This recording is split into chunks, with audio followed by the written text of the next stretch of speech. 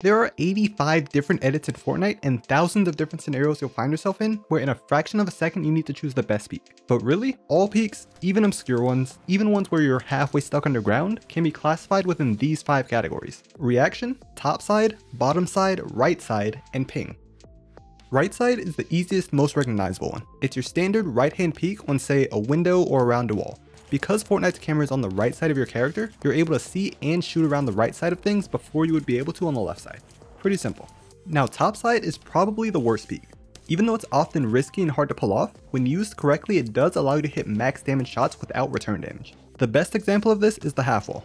If an enemy is pressed all the way up against the half wall, you're able to see their head before you're visible to them. We think of the camera as being centered around your head. When you look up, your head stays in the center. But it's not centered around the top of your head, it's really closer to being centered around your mouth. So the top half of the enemy's head can be entirely visible and they still won't be able to shoot us until their mouth is visible. But this is exactly why this peak is one of the weakest.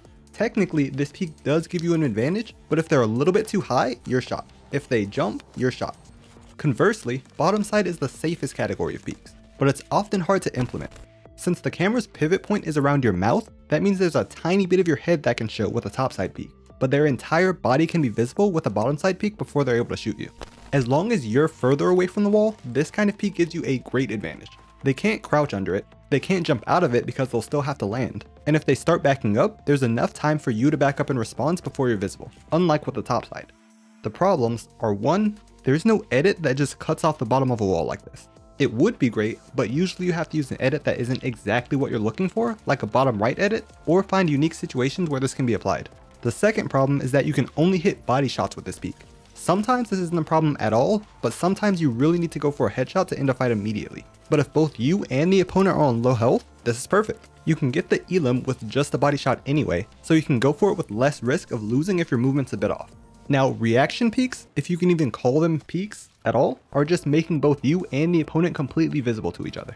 You really only do this if you think your opponent won't be able to react and shoot you before you close the edit. Like if your opponent isn't looking in your direction, or they have out their builds, or their shotgun's on cooldown, you get the picture.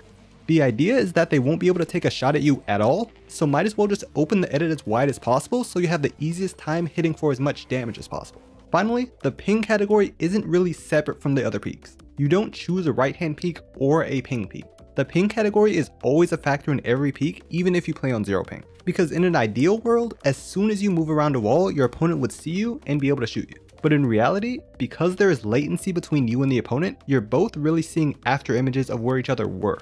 The moment you move around the corner, the opponent won't actually see it until, say, 70 milliseconds later, or however much latency is between you two. And the faster you move, the more this effect is exaggerated. This is also why you can run around a wall or reset a wall, and sometimes still get hit. They shot you while you were still visible to them on their screen. It just took time for that information to reach your computer.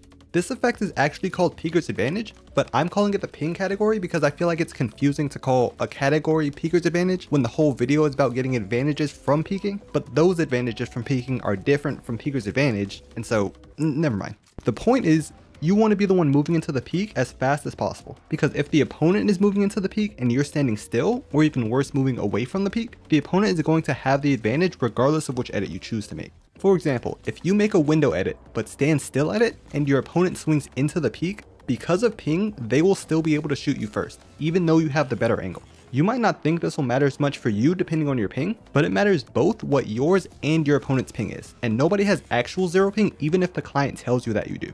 If it was a LAN and everyone had 0 ping, this wouldn't be the case, but it's basically impossible for this to happen. Even Fortnite's in-person events that we call LANs aren't real LANs where everyone's computers are wired to each other, giving each other 0 ping. All the computers still connect to the normal servers through the internet. So you should always be taking advantage of ping with your peaks, but to decide which peaks to prioritize, the order goes reaction, bottom side, right side, then lastly top side. Sometimes bottom side and right side can swap places if you need to go for a headshot, but usually bottom side comes first. Reaction peaks make it the easiest to deal the most damage, so if they can't shoot you back, do that. Bottom side gives you the strongest angle advantage and is therefore the safest, but right side is still pretty safe and allows you to hit headshots.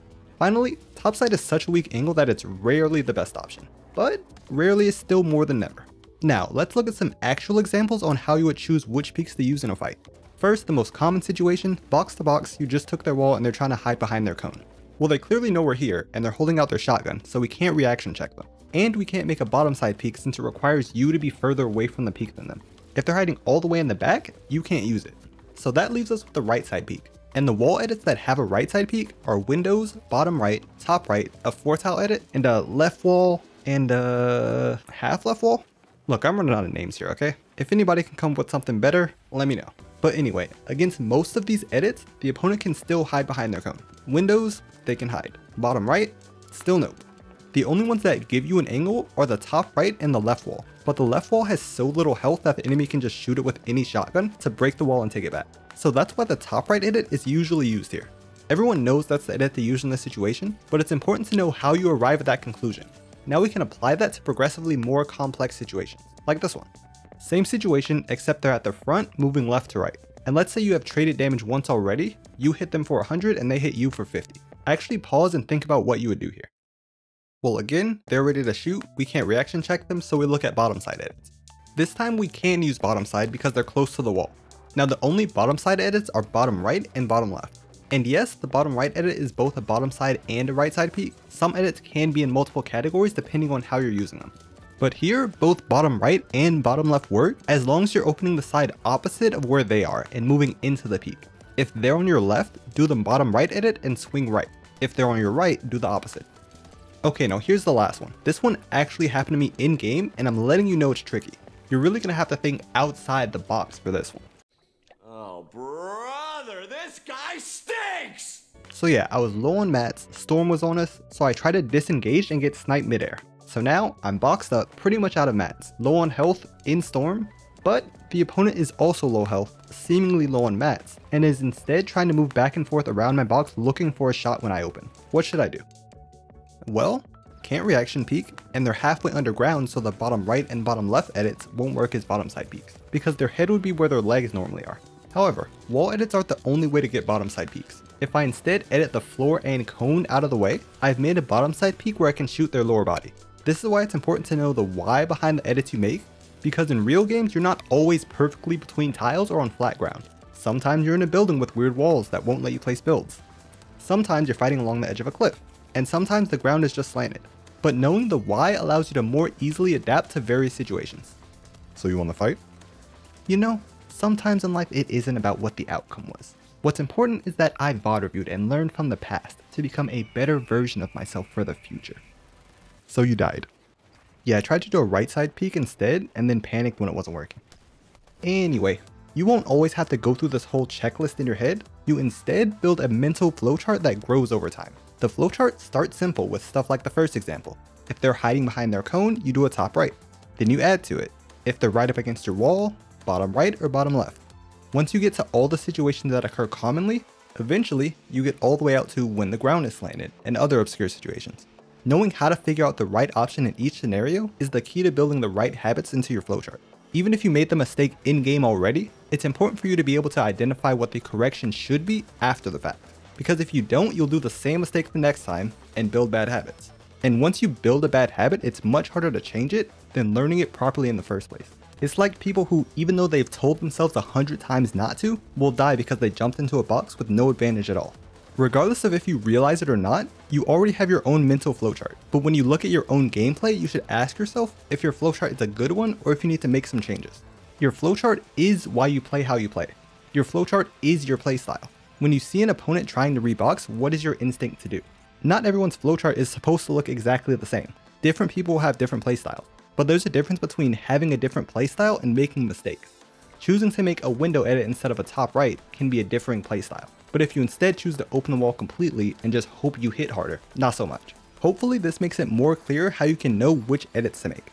Remember the 4 types of peaks and always utilize peeker's advantage. To help, I also just added an option to my advanced peeking v3 so that now you can practice peeks while factoring in peeker's advantage. Just set the delay to how much ping you want the enemy guard to simulate. Against the 30 ping enemy, put 30, against a 0 ping player, put 0. Now you know how to choose which peek to make, but this video is getting quite long, so in the next video, I'll go into detail on how to actually use each and every peek, like how to use falling peeks, and also how red dots and other attachments change how you should peek.